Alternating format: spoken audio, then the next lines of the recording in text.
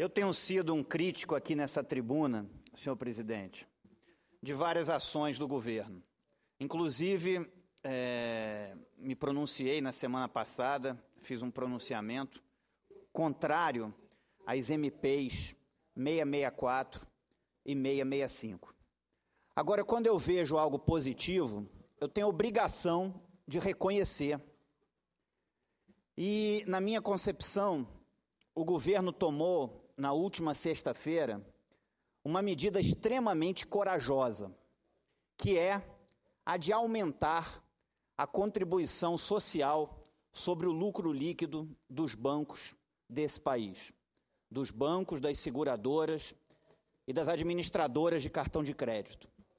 Na minha concepção, os bancos, eles ano após ano, apresentam lucros exorbitantes, estratosféricos, cada ano aumenta os lucros dos bancos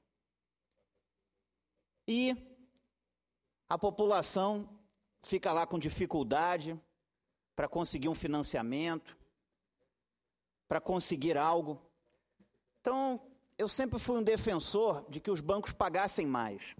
E, na minha concepção, a atitude do governo de aumentar a contribuição social sobre o lucro líquido dos bancos é extremamente positiva.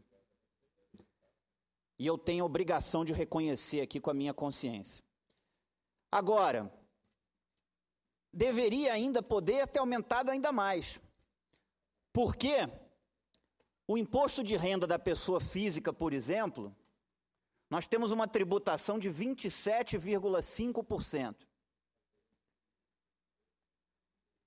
A contribuição social do lucro líquido dos bancos, ainda bem que o governo teve a coragem, porque a história do Brasil, a gente não vê muito essa coragem, de ir em cima dos bancos. O governo passou de 15% para 20%. Porém, se chegasse nos 27,5%, porque podia levar a contribuição social do lucro líquido dos bancos para 27,5% e reduzir um pouco o imposto da pessoa física nesse país. Ou se corrigir os limites de isenção da tabela do imposto de renda,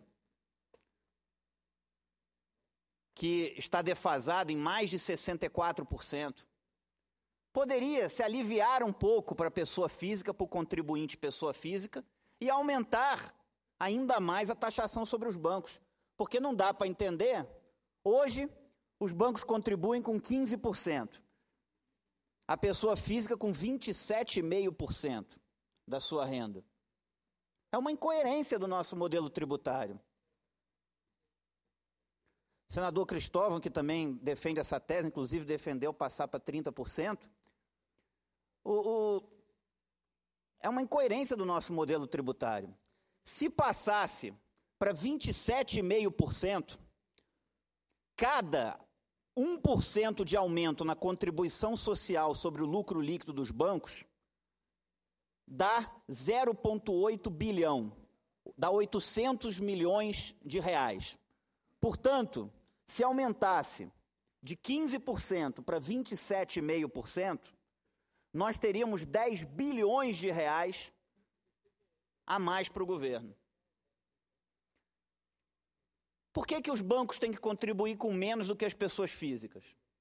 E aí poderíamos aliviar um pouco, reduzir a carga tributária, que é abusiva para a pessoa física nesse país.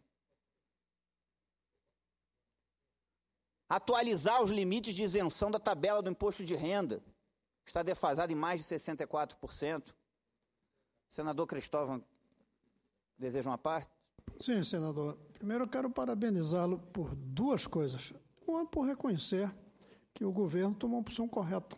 Eu acho muito correto de pessoas como o senhor, que faz críticas ao governo quando é preciso criticar, mas que reconhece quando é uma decisão correta.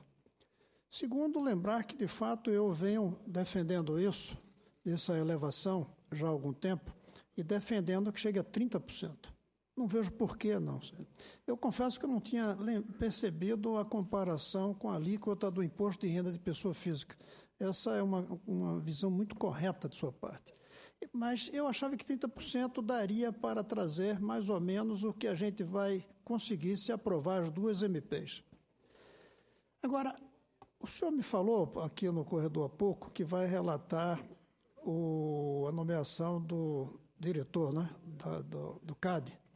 Eu acho que está na hora da gente perguntar a ele se, caso os bancos formem um monopólio ou oligopólio para aumentar a taxa de juros, para compensar o que vai ter que pagar de lucro, se ele vai considerar isso oligopólio. Porque o argumento contrário à minha proposta de aumentar 30% é de que os bancos aumentariam a taxa de juros. Então, no fim, eles iam ficar com o mesmo valor absoluto dos lucros e os tomadores de empréstimo é que pagariam o imposto, a contribuição social do lucro líquido dos bancos. Mas eles só podem aumentar a taxa de juros se eles formarem um oligopólio, senão eles vão concorrer. E como na crise econômica atual os tomadores de empréstimo não são tantos, eles não teriam como aumentar a taxa de juros. E eles teriam que pagar essa contribuição reduzindo o próprio lucro e não aumentando o lucro antes de pagar. Então, vale a pena a gente ver se o CAD vai, sim, tentar analisar como quebrar oligopólio bancário nesse país, que raramente a gente se preocupa com isso. Tem luta contra o oligopólio da indústria automobilística, oligopólio de pequenas unidades industriais, mas dos grandes bancos eu não tenho visto ninguém colocando o guiso, como se diz, para dizer tem que haver concorrência entre os bancos, para ver qual é aquele que é capaz de oferecer taxas bancárias menores para obterem um número maior de tomadores e, com isso, terem o seu lucro maior, que é o que a gente deseja que tenha, mas pagando seus impostos. Então, parabéns, fico muito feliz e eu creio que na hora da gente escolher o dirigente do CAD, vamos levar em conta se ele está disposto a enfrentar possíveis formações de oligopólio por parte dos bancos. Eu agradeço o senhor, senador Cristóvão, e agradeço a Vossa Excelência, e dizer que uma coisa é uma coisa, outra coisa é outra coisa. Sem dúvida nenhuma, a questão de possíveis indícios de formação de cartel por parte dos bancos tem que ser combatido pelo CAD. O CAD tem que atuar e atuar de forma firme, atuar de forma efetiva.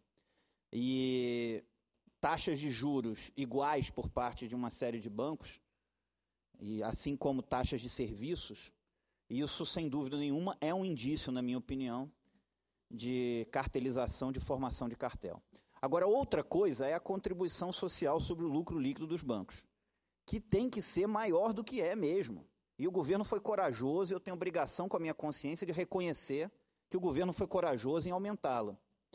Agora, é preciso também fazer essa comparação com o imposto de renda da pessoa física. Porque a pessoa física paga 27,5% e a contribuição social sobre o lucro líquido dos bancos era 15% e agora é 20%. Isso não me parece justo. Não me parece justo que os bancos tenham uma capacidade de contribuir menor do que as pessoas físicas nesse país, do que a classe média desse país, do que o pobre nesse país. E lembrar mais uma vez, os limites de isenção da tabela do imposto de renda estão defasados em mais de 64%, senador Capiberibe. Em mais de 64%. E isso precisa ser resgatado. O meu lado aqui é o lado do contribuinte, é o lado do cidadão. E isso precisa ser atualizado. Inclusive, estou apresentando um projeto aqui nessa casa para corrigir os limites de isenção da tabela do imposto de renda, ano após ano, pelo IPCA, mais a variação de 1% por ano, para que ao longo do tempo nós tenhamos a recuperação dessa defasagem, de forma gradual, mas a recuperação dessa defasagem. Porque o contribuinte, assim como o salário mínimo vem sendo recuperado, não pode a tabela do imposto de renda continuar na defasagem que está prejudicando os trabalhadores brasileiros. Mas quero aqui deixar o meu reconhecimento ao governo, eu que critico tantas coisas, por essa atitude acertada de aumentar a contribuição sobre o lucro líquido dos bancos desse país. Muito obrigado.